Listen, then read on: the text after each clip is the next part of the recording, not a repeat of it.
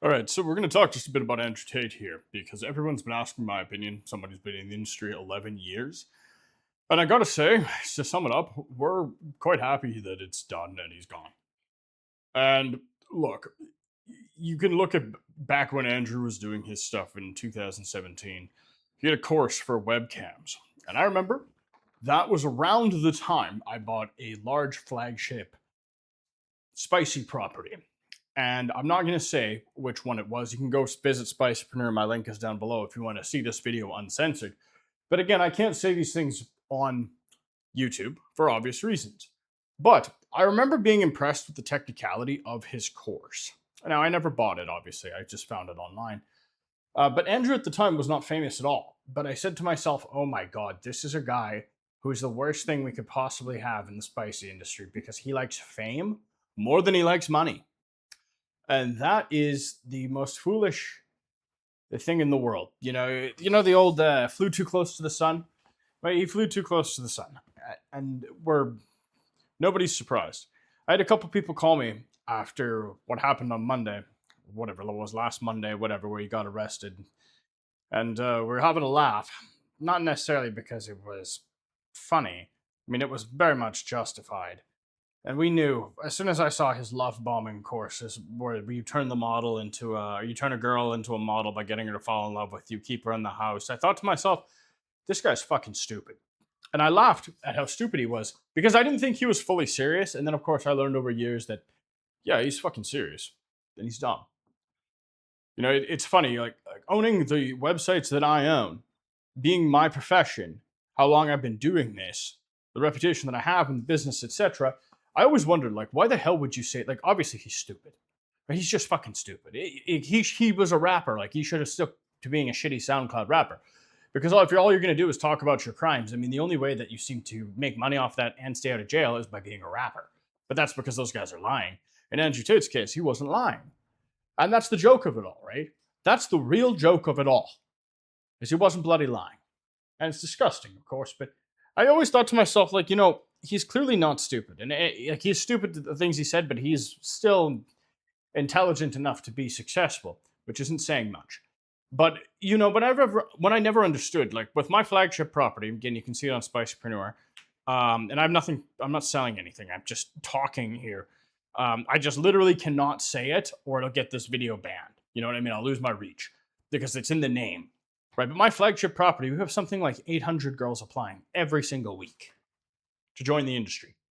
Applying, going through the forums, verifying their age, verifying their ID, verifying everything, showing us past work they've done, scenes, etc. Wanting to work with us or do something in some capacity. And yeah, there's some beginners, but also my personal philosophy is I don't want to talk to you if you've never done anything in the industry because then I have to hold your hand and I'm not going to be your industry daddy. It's not my policy. I work with experienced players who have large followings already. I'm not interested in taking you from 0 to 60 or from 10 to 60. I want you to be going 50 and we'll get to 60, or you're already going 60, you're already going 100, and hey, let's break the sound barrier. That's my idea of business, right? I believe in scale. I like dollars in 2, 3 commas. I like big numbers. I don't want to deal with emotions. I don't want to deal with beginners. I don't deal with any of this. And the cruelty of the psychology with Andrew and Tristan is they used love to bridge the gap that I don't want to deal with, right? They broke these girls down by, again, making them fall in love with you, love bombing them, and then, oh, baby, you have to do this. If you love me, you have to do this. You have to do this. And of course, there's all sorts of other games. I'm sure Dr. Orion Taraban or any of these other YouTube psychologists can break it down finer than I can, nomenclature or taxonomy wise. But I personally just do not care. Alexa, shut up. Anyways, what I'm saying now is, dear God, see, that's the cruelest I've ever been to a woman. It's telling Alexa to shut up. But you see, you can't be that way in this business because the reputation spreads and you lose everything. It's like Harvey Weinstein, right? Eventually you will lose everything. Andrew Tate, dear God, it was the stupidest thing. And, I'm kind of glad because at the end of the day, what sickened me was the 14-year-old thing. And I had seen their stream, I'm starting to talk like an American. I had seen their stream a few times and they would talk about the age of consent. And, in the Commonwealth countries, consent is different than America, obviously. But the general rule is if she is under 18, you're a fucking pervert.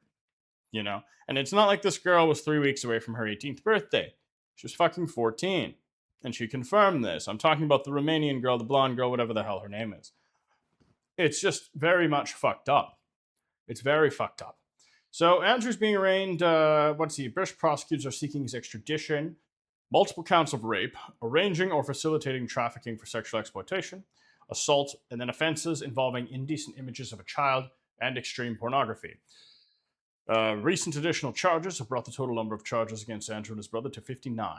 I believe the split is like 35 for Andrew and like the rest for Tristan, something like this.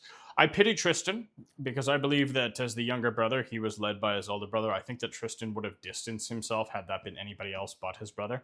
And that is they're the only two people they reliably could count on each other, right? So that aspect I can understand, but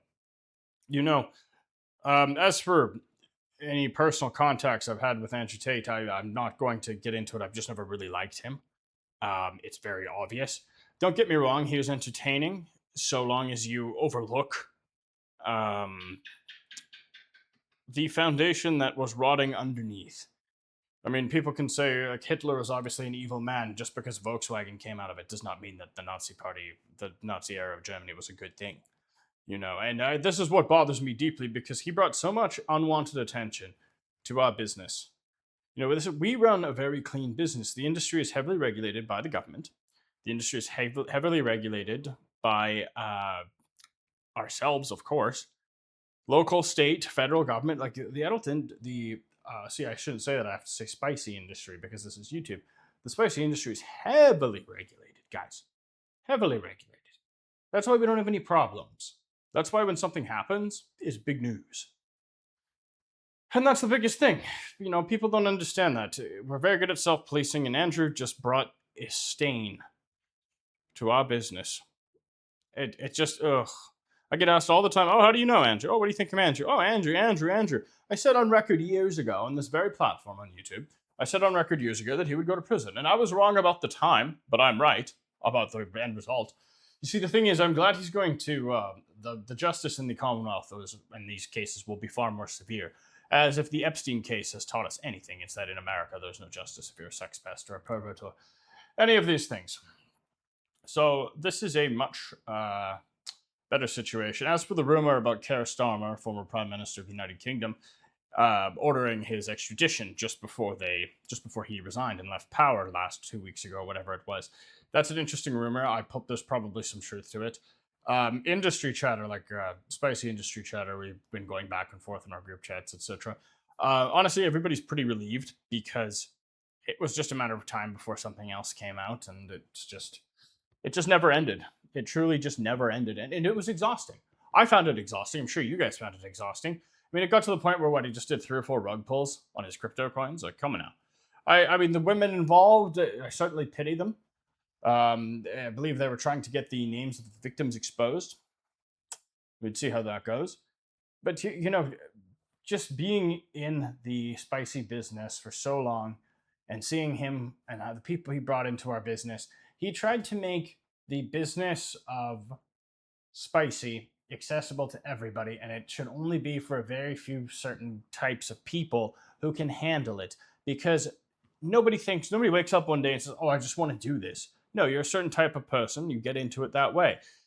I am that person, for example. And then you see all these people, dear God, the grift economy, we called it. I called them tater tots, personally. I coined that term some time ago in relation to all his little proteges that were running around, fancying themselves spicypreneurs.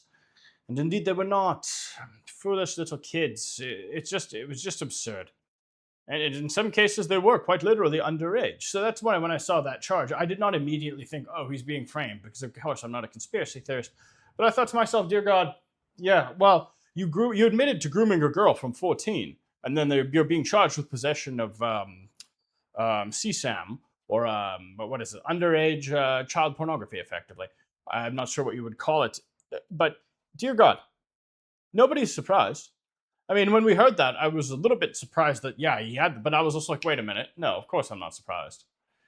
So anyway, we will see what happens. I'm going to keep an eye on it. I might make a series about it, but I wanted to make this video because I field so many questions a day on my Instagram and YouTube comments, etc., and how I didn't respond. And I've been talking about this for years on and off, multiple channels across. So I thought, fuck it, let's say something. So anyways, guys, if you're interested in seeing the uncensored version of this video, everything else, link down below, Spicepreneur. Otherwise, like and subscribe, and thanks for everything, guys. You have a great evening.